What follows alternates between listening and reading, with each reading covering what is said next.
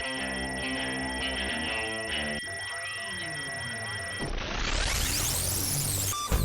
what's up, everybody? Welcome to Comic Book Club. I'm Alex. I'm Pete. And Justin is still away in Alaska, but we are back from 1 to 2. So Yeah, that's right. exciting. I'm sorry to interrupt the Alex Marathon that was going on. No, that's fine. I was prepared to do a week-long comic book reviewing session live on the internet for you guys, but then Pete came back, so it's all good. Sorry about that. It was going to be a record-breaking one. So that's cool. I'm sure you guys are cool with that, right? Yeah, I'm sure you were going to do that. And I was going to be giving away $1,000 every hour, but I guess that's not happening. We have 3 great comic books to review for you guys. We got 100 Bullets, number 100. Oh, man. That would imply that it's the last one, I think. Uncanny X-Men, number 508, and Fables, number 83, I believe. Yes, which is part 1 of the Great Fables crossover. So let's kick it off with the highly anticipated 100 Bullets. Number 100. Pete, what'd you think of this? Well, first off, amazing series. It's great to see the writer and the artist stay together throughout the whole thing. They wanted to make it 100 issues. They did. So for that, congratulations. I think it was worth it. I think it was an amazing run.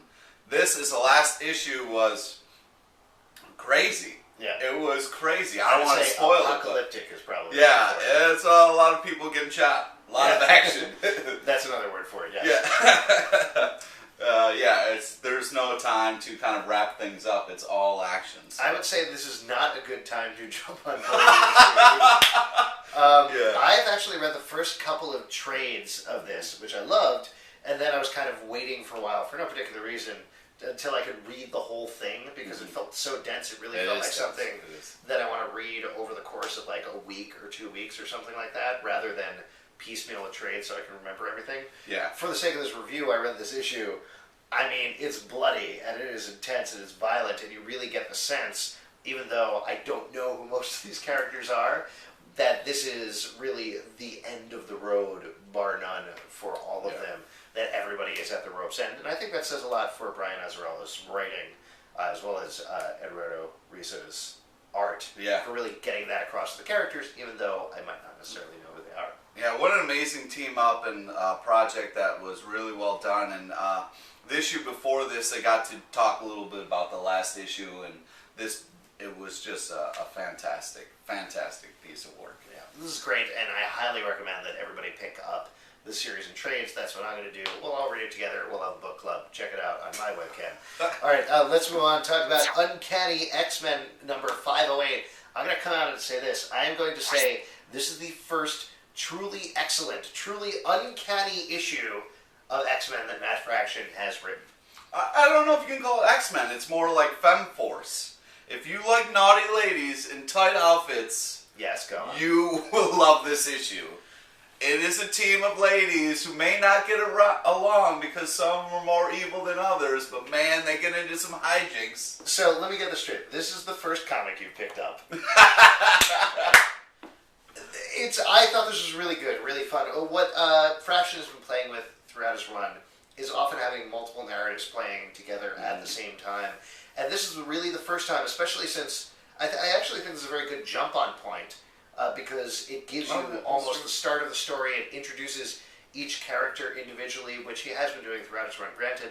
But this is like the start of a big-budget X-Men action movie. Like the one that we all want to see, rather than X3 or, I don't know, what's the other one? Wolverine? Origins? Don't start. X-Men? I hope nobody's watched the unfinished thing online, because I think that's a little rude.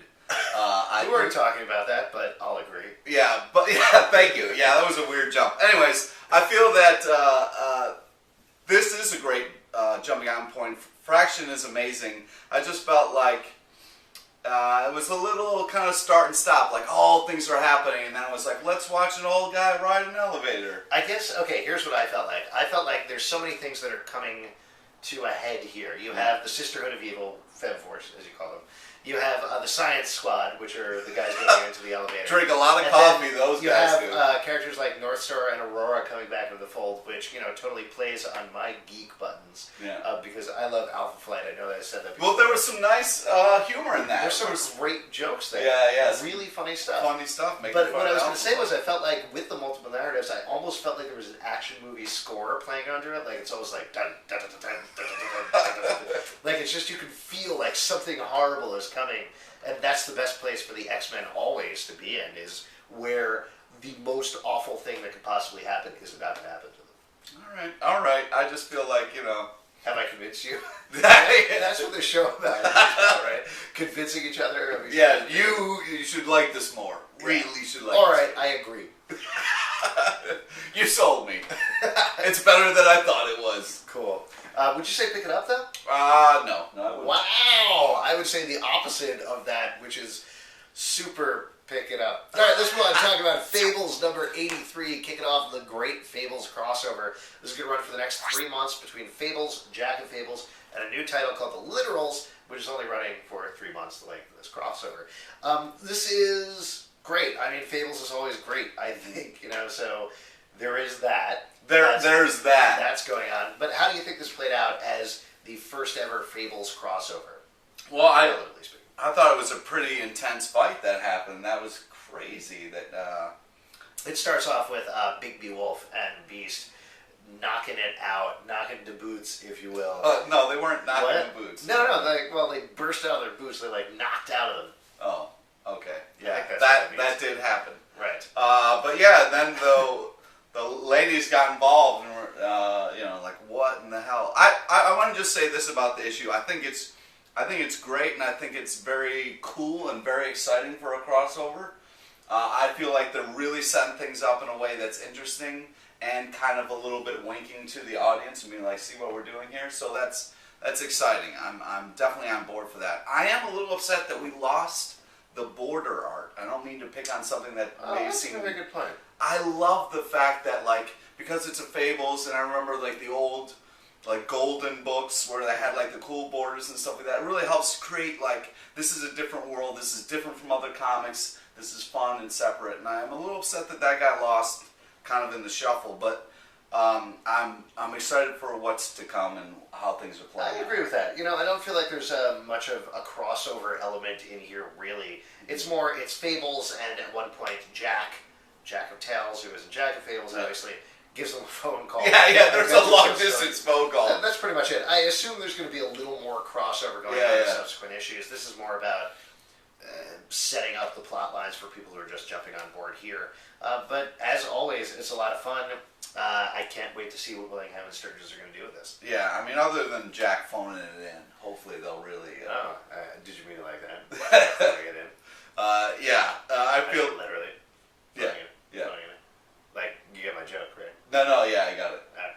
Yeah, I thought it was pretty spelled out when I did it, but... Great, thanks. Are you now just phoning the rest of the show in from here? I don't know, maybe I am. Oh, alright. Well, I'm not accepting your call. Great. So, if you'd like to email us... If you have a question for us, you can write us at thecomicbookclub@yahoo.com. You can comment below, upload your video responses. You can check out our blog, popcultureshock.com/cbclub, which is no longer crashed, you guys. Yeah. So that's totally awesome. It's back. Also, We coincidentally, you can check out our iTunes podcast, which has live shows. That's Comic Book Club Live on iTunes. And tell them where they can find us live. Every Tuesday night at the People's Improv Theater, 8 o'clock in New York City. We'd love to see you. Our last show was really cool. We had the guy who did the artwork, who found the artwork from Superman in drawing Lois Lane. And It's a guy named Craig Yo who did a book called Secret Identity, the secret fetish art of Superman co-creator Joe Shuster. It was really interesting stuff. That's the kind of stuff that you can only get on our live show, so you gotta come there, guys. And that's